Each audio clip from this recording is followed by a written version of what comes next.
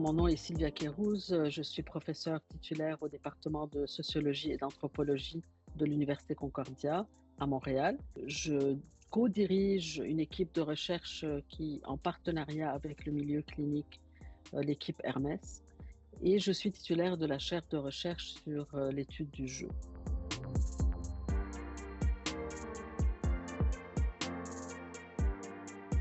Ce collaboratoire est le fruit de littéralement 20 ans de recherche que je fais sur les jeux de hasard et d'argent. Ce projet vient un peu se situer dans ce contexte plus large d'un espace numérique qui est de plus en plus présent dans la vie des gens et dans lequel les jeux de hasard et d'argent et d'autres formes de jeux coexistent, se transforment, se parlent, changent en fait. Ce collaboratoire se veut un espace pour pouvoir concrétiser un peu cette réalité des jeux numériques dans un espace expérimental. C'est-à-dire qu'on essaie de recréer un peu des espaces de jeu où on met le joueur en interaction avec des formes de jeu contemporaines, numériques, très sophistiquées. On souhaite, au-delà d'une concentration et d'une étude de l'individu, regarder un peu le contexte de jeu.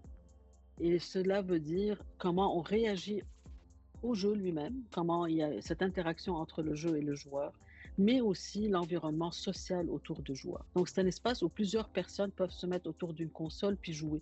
Donc, il y a l'aspect immersif, mais il y a l'aspect social aussi qui vient se rajouter. On souhaite manipuler trois choses: le jeu, le joueur et le social aussi.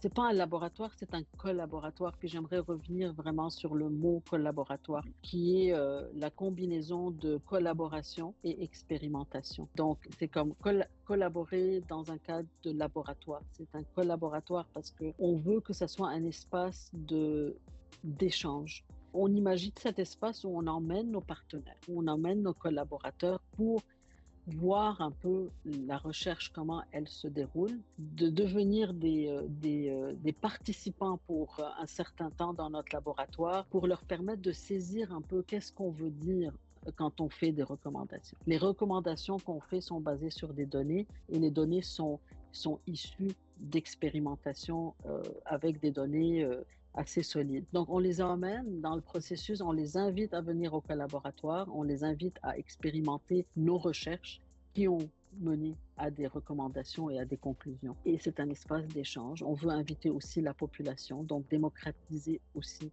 la connaissance. On est exactement 12 chercheurs et cliniciennes. On va collectivement faire des projets. Le collaboratoire est ouvert à la communauté scientifique, donc de mon université, mais des autres universités du Québec et éventuellement des chercheurs à travers le monde qui souhaitent venir expérimenter. C'est un espace qui est mis à la disposition de la communauté scientifique. Et nous, on est dans notre équipe Hermès, on est très multidisciplinaire. Donc, il y a des psychologues, des sociologues, anthropologues, travailleurs sociaux. On a des collaborateurs économistes, etc. Donc, des gens en communication.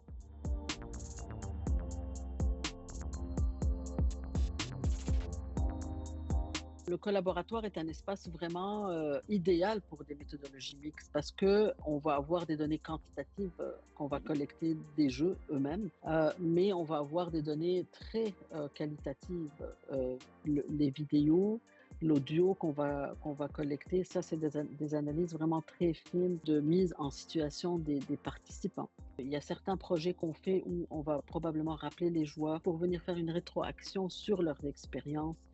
Et ça, le collaboratoire peut nous permettre de faire ça comme sur le modèle des groupes de discussion, des focus group. On a l'espace aussi, donc ça c'est un avantage aussi. L'espace est très versatile, donc on peut créer des espaces d'échange.